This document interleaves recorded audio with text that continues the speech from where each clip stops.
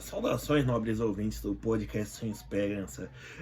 Pessoal, eu só queria dizer uma coisa que eu acho interessante que está acontecendo no nosso mundo, né? Na nossa, e que vai abranger a economia mundial, de certa maneira já está acontecendo, isso daí não é algo que é de hoje, certo? Que é como se diz, que é a China querendo quebrar a hegemonia do dólar como divisa mundial. Divisa, para quem não sabe, é uma moeda, digamos assim, que é uma referência, no caso, em âmbito planetário, né? É o dólar, no caso da Ásia é o Ien, normalmente Ien japonês. No caso da Europa é o próprio eu e África um pouco também, certo? E aqui na América do Sul, em alguma medida, é o real, certo? Real brasileiro. Bom, mas enfim, eu não quero agir de modo, ter uma visão teleológica, né, da história, mas eu tô querendo dizer que eu acho que a China está cometendo os acertos que a União Soviética não soube, mas não pôde fazer, certo? E por quê? A União Soviética ela surge em 1922, né? Liderada pelo Lenin,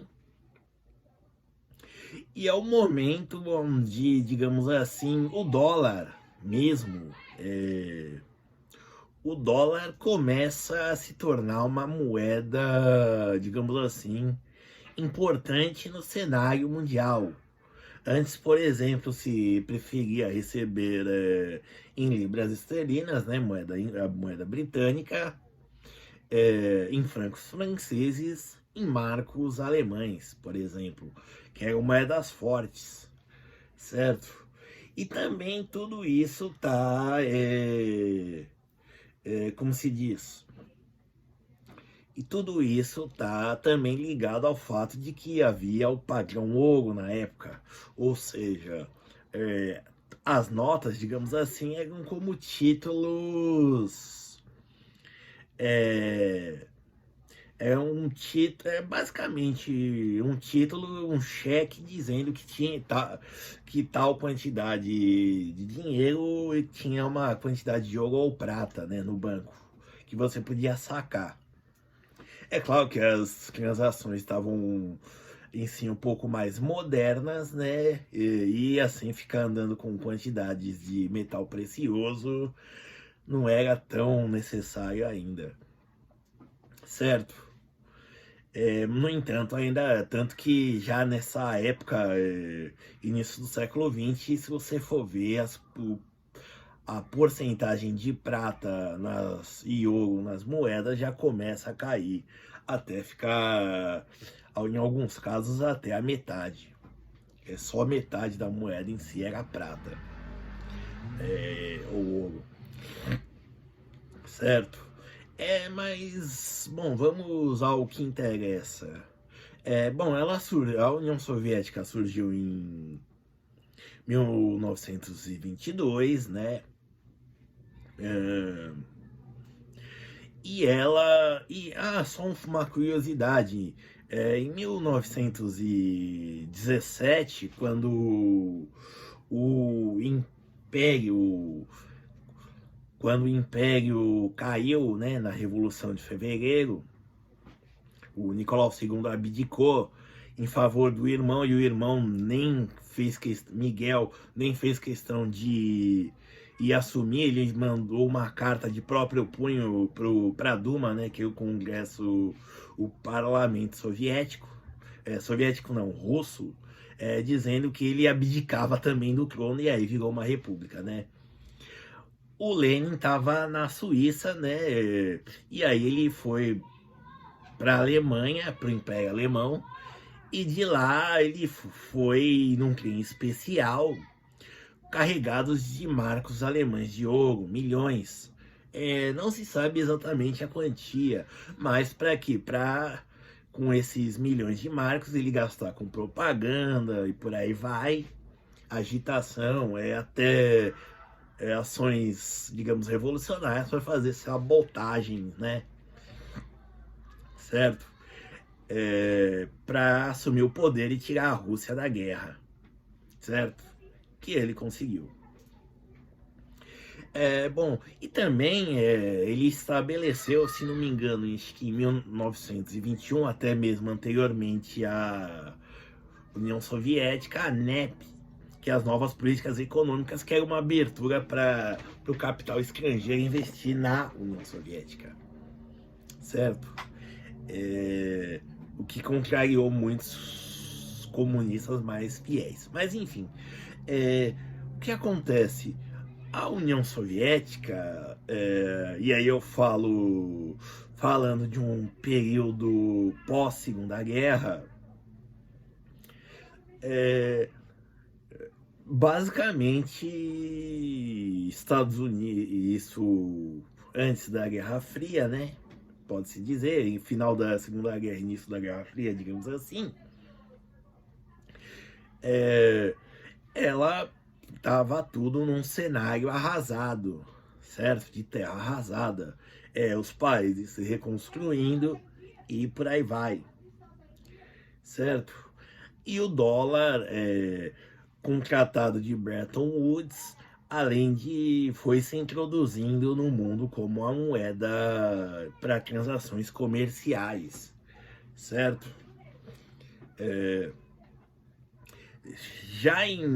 E acabou-se em si o padrão ouro, certo? Basicamente a referência de valor era o próprio dólar americano. Bom, e por que eu digo que a China está cometendo os acertos que a União Soviética não cometeu, certo? Porque é o seguinte,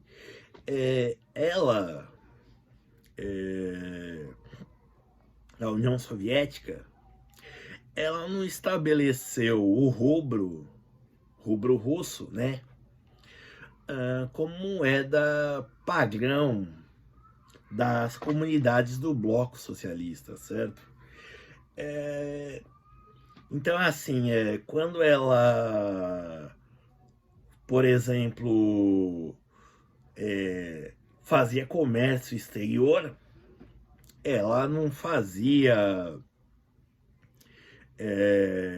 em rubros, por exemplo, para outra moeda, ela fazia em dólares, certo? Eu não vou dizer que foi uma tolice, uma ingenuidade. Eu acredito que tenha sido por comodismo e também por o fato de uma visão socialista que hoje a China não tem, né?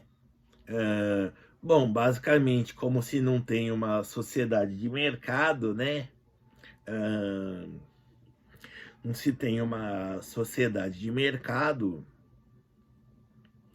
então não tem sentido, por exemplo, você se preocupar com impressão de dinheiro. O dinheiro é só uma referência para transacionar as coisas, né?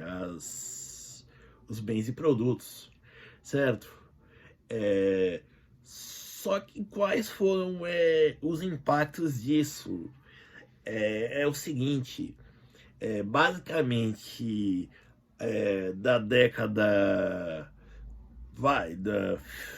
da Segunda Guerra Mundial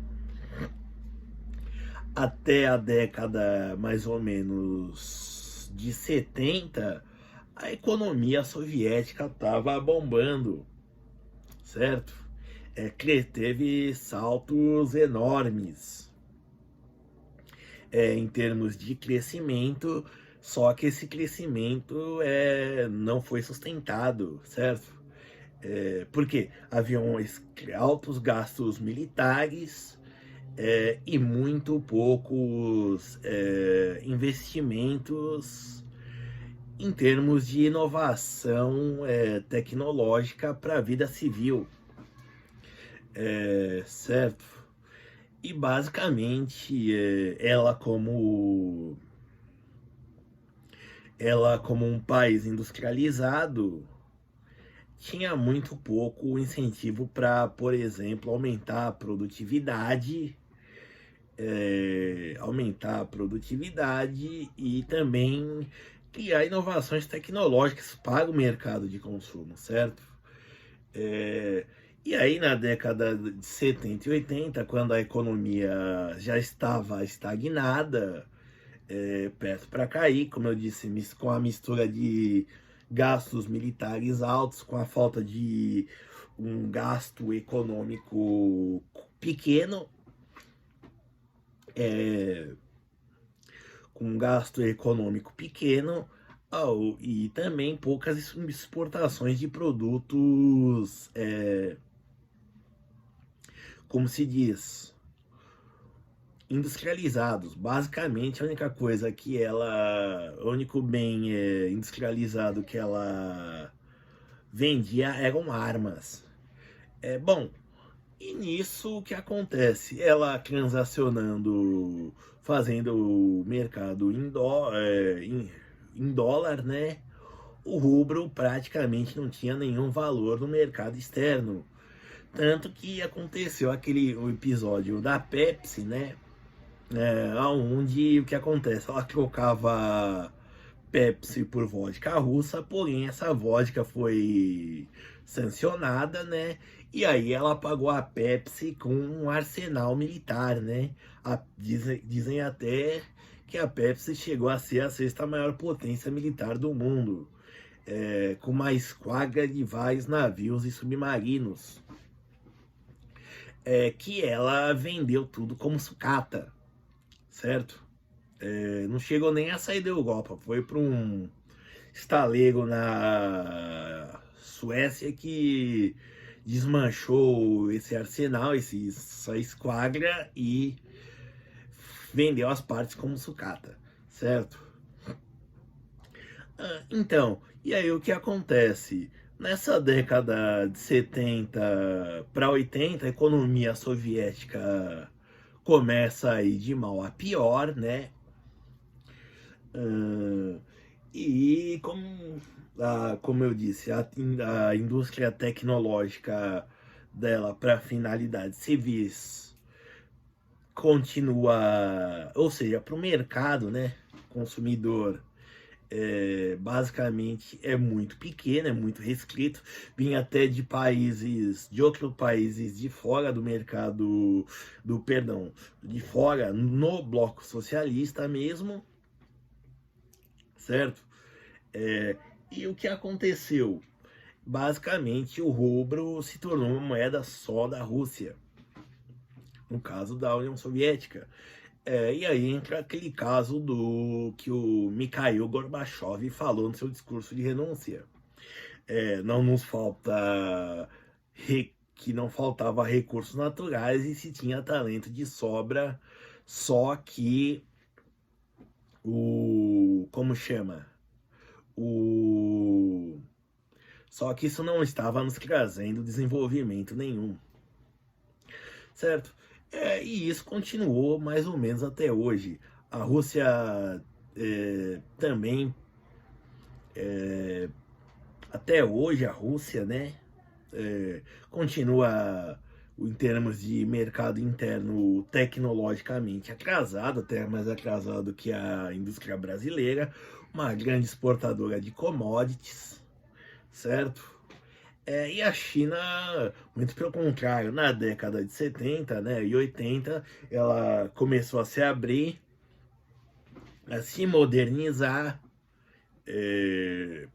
a receber dólares também, né, claro, e investir nela, né, nos chineses, e investir no mercado consumidor, certo? Tanto que ele cresceu enormemente. e surgiu a expressão negócio da China. E assim, o que acontece? É, esse negócio de trocar o dólar, digamos assim, como moeda, como divisa, já é de muito tempo, certo? Já é de longo termo, tá? Isso desde os anos 2000.